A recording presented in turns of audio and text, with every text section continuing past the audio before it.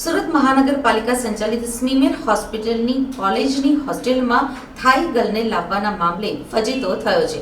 Resident તબીબ સામે આ મામલામાં આક્ષેપો થયા છે. ગત શનિવારની મોડી રાત્રે સ્મીમેર હોસ્પિટલના કોલેજ કેમ્પસમાં આવેલી હોસ્ટેલમાં એક રેસિડેન્ટ ડોક્ટર દ્વારા કથિત રીતે રંગરેલિયા મલાવવા માટે એક ગર્લને બોલાવવામાં આવી હતી.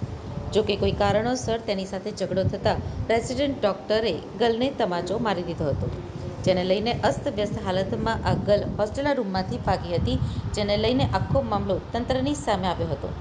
રેસિડેન્ટ તબીબ ડોક્ટર ઋત્વિક આ ગર્લને હોસ્ટેલમાં લાવ્યો હોવાનો આક્ષેપ કરવામાં આવ્યો છે. પાલિકા દ્વારા આ આખા મામલે કાયદા સમિતિ બનાવવામાં આવી છે.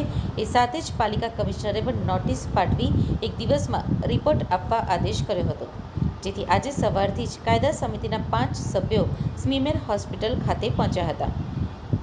ત્યારબાદ એક બાદ એક નિવેદન લેવાનું શરૂ થયું હતું. આજ સાંજ સુધીમાં રિપોર્ટ સોંપી દેવામાં આવે તેવી શક્યતા જોવાઈ રહી છે. રેસિડેન્ટ તબીબ ગર્લને હોસ્ટેલ બોલાવી અને ત્યારબાદ બંને વચ્ચે થયેલી માથાકૂટની વાત વાયુવેગે કોલેજ અને હોસ્પિટલ વર્તુળમાં પ્રસરી ગઈ હતી.